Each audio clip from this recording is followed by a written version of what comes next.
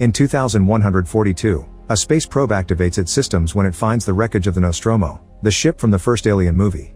It opens a hatch and retrieves an object that appears to be organic before flying away. This object is taken to a space station where a group of scientists cut it open. Half of the object is taken away for research, while the half left behind reveals to have an alien known as Xenomorph inside. 6 months later, Rain talks to an employee from the Weyland-Yutani Corporation, which is in control of this mining colony. Rain explains she's met her work quota and she should be free to go. However, the clerk tells her that due to a shortage of workers, she isn't eligible to leave and will be transferred to the mines instead. The system has updated her quota so she'll be released from contract in 5 years. At that moment, Rain notices her adopted brother Andy is being beaten up by some punks. She runs to scare them away and checks on Andy, who is bleeding white because he's an android. Using a special chip, Rain resets Andy to calm him down. Then Rain gets a message from her ex Tyler, who asks her to come over.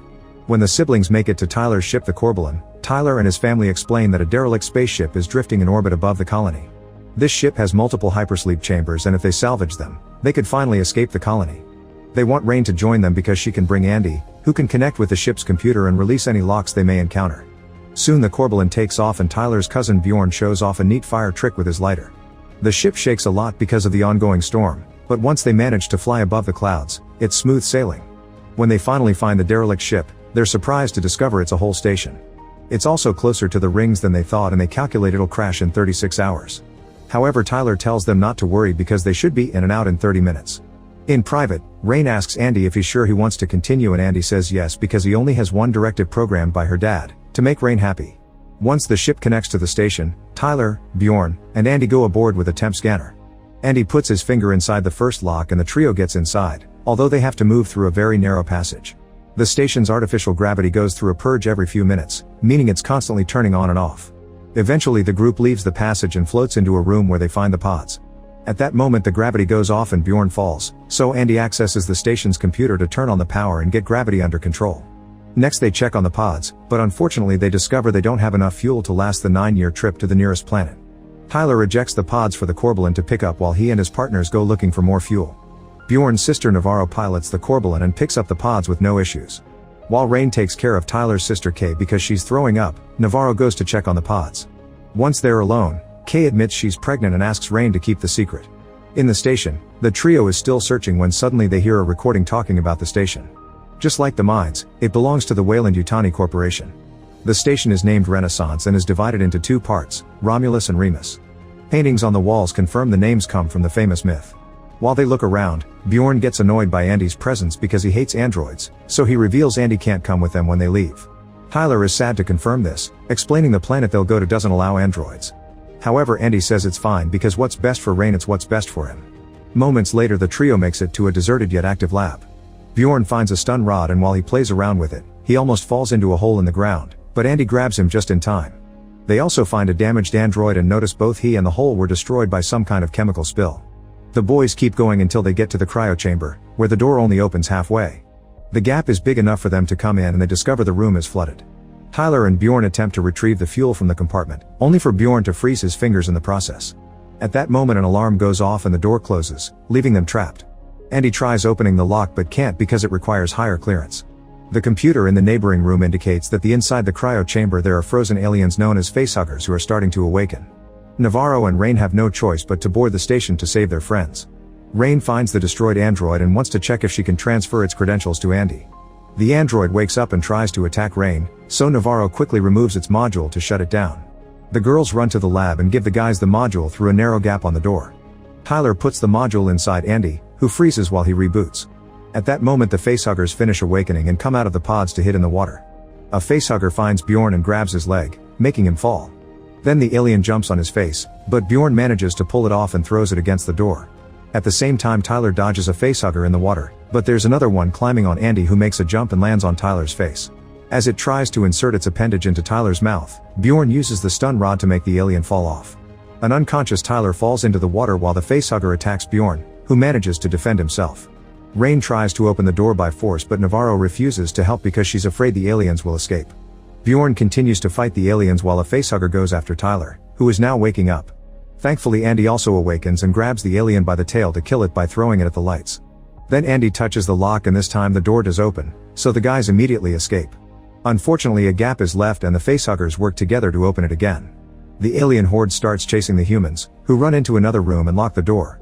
A facehugger manages to cross through before the door closes and lands on Navarro's face. The others rush to help her, but it's too late. The facehugger has its tail around her neck. If they try to remove it by force, it'll kill her. To everyone's shock, Andy starts explaining that the alien is sharing oxygen with Navarro to keep her alive. He sounds more intelligent and less nervous than before. Rain realizes the new module is doing this, but Andy stops her from removing it, saying he's been updated. He doesn't know how to remove the facehugger safely, so he proposes to turn on the destroyed android. They connect him to the computer, and when he awakes, he introduces himself as Science Officer Rook. He tells them they should kill Navarro because the facehugger is implanting an alien inside her, so it's too late to save her.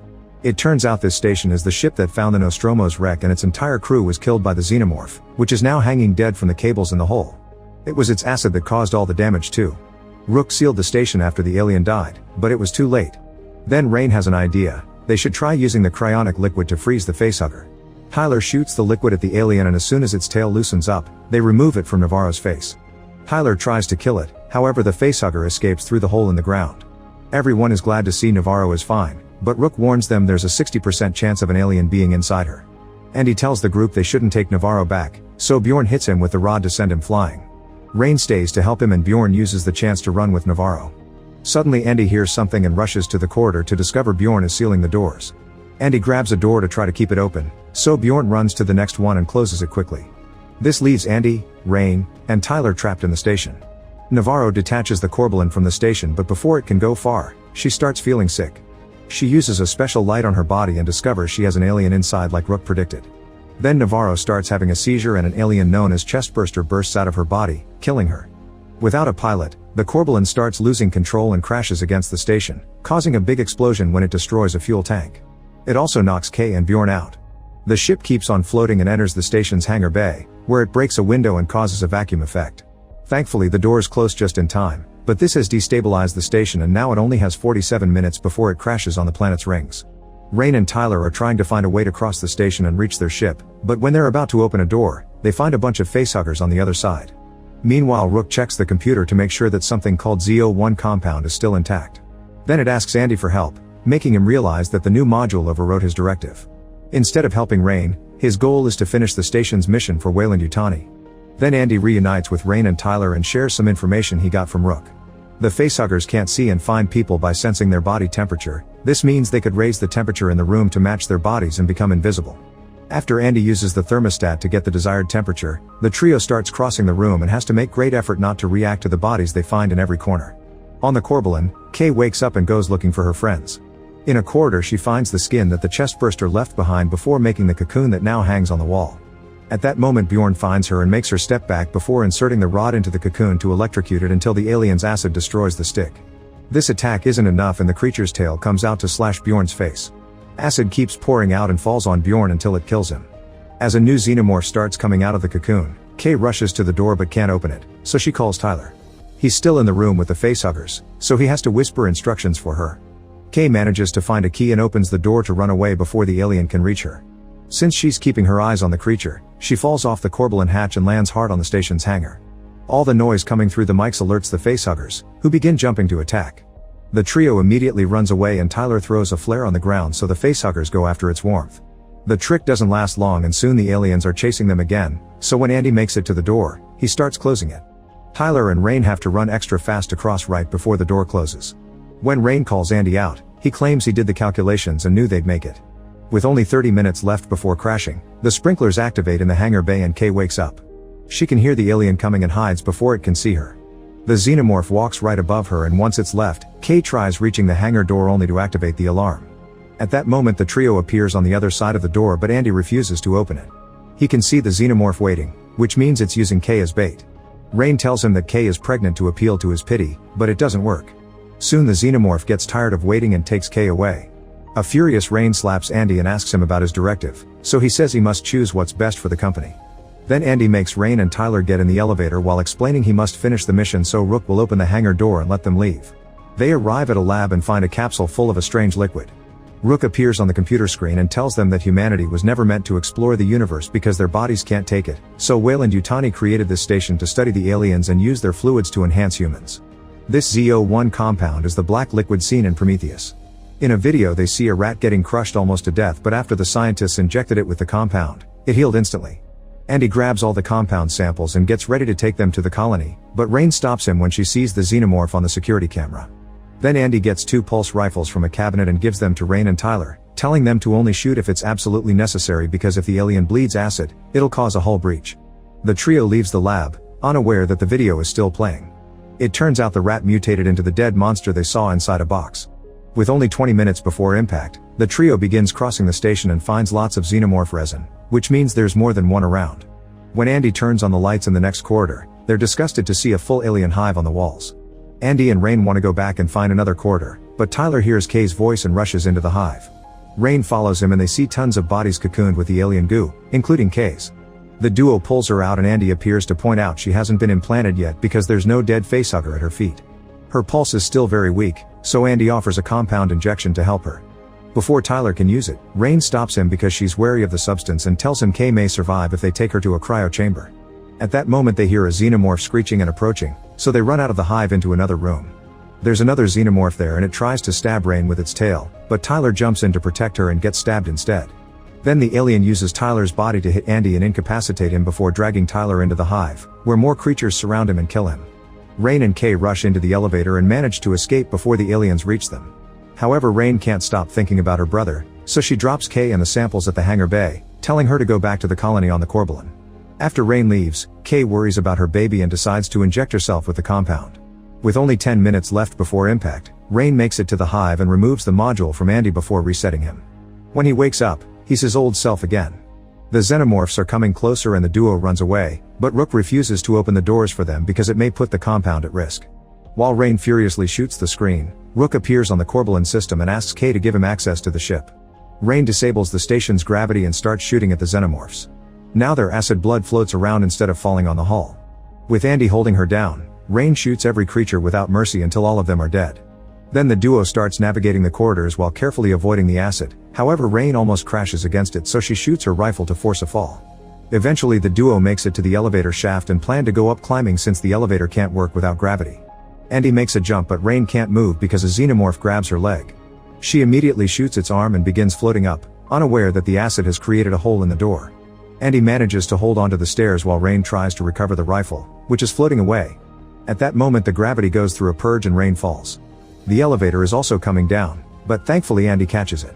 Before she can crash on the ground, a xenomorph grabs Rain with its tail. As Rain desperately grabs onto the stairs trying to escape, the lack of gravity makes all the acid in the corridor fall and damage the hull, creating a vacuum effect. This slows down the xenomorphs climbing the shaft at the same time that Andy lets go of the elevator, which goes down at great speed and crushes all the creatures. Rain is safe on the stairs and when the elevator reaches the ground, it covers the hole and stops the vacuum. Unfortunately there's a xenomorph left in the shaft and it approaches Rain together with a facehugger. At that moment Andy finds the rifle and comes down with open fire, killing both creatures in seconds. Suddenly the computer finishes the countdown and the station starts sliding on the rings. Andy and Rain finally make to the ship and find Kay unconscious. Rain immediately activates the ship's autopilot and the Corbalin manages to fly out of the station right before it fully crashes on the rings. Then Rain puts Kay in the cryopod and cuts the link to the station so Rook can't mock them anymore. He's destroyed when the station crumbles. Rain puts Andy to sleep before she starts getting a cryopod ready for herself. She notices a screen alerting her of critical vitals and opens the other pod to find Kay screaming. It turns out the compound accelerated her pregnancy and she now gives birth to a xenomorph-like cocoon. Rain immediately cuts the umbilical cord and takes it away to destroy it, but she has to drop it when she sees the acid. The cocoon opens, revealing a creepy baby inside.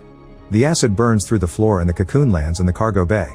When the ship detects that the cargo has been compromised, it shuts down the autopilot and changes it to manual. With a freezing ray in hand, Rain runs to the cargo bay and finds the cocoon empty, so she starts following the monstrous footprints. At the same time Andy wakes up and checks on Kay, who is producing a mucus-like substance instead of milk.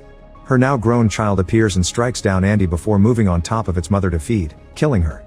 Rain shows up and tries to attack it, but the creature quickly disarms her and knocks her down. The broken freezing ray ejects frosty smoke that distracts the creature while Rain runs back to Andy, but he's too heavy to move. She sees the creature coming after her, so Rain runs away alone and locks the door behind her. The temperature is going down very quickly in this room too, thus Rain puts on a spacesuit to survive. As the creature starts forcing the door open, Rain jumps into the cargo bay and begins to disengage the manual locks, intending to eject the entire bay with the monster. She opens the first 3 locks very quickly, but before she can do the 4th, the creature strikes her down. Rain notices the cocoon nearby and tips it over, letting the acid melt through the floor. Her suit is attached to the ship with a rope so she doesn't float away when she falls, but when she starts climbing back, the creature grabs her head and cracks her helmet. Noticing it's holding onto the bay with its tail, Rain pulls at her rope and opens the last lock, ejecting the whole bay module and sending the monster to its death when it crashes on the rings. The ship is falling too close to the rings and the sensors reactive the autopilot, so Rain gets to climb back safely before the Corbalin flies away. Moments later, Rain places Andy's damaged body in a cryopod, removing his module and promising to fix him before entering a pod herself, hoping they'll reach a planet alive. Make sure to subscribe and turn on notifications so you can watch more videos like this. Thanks for watching.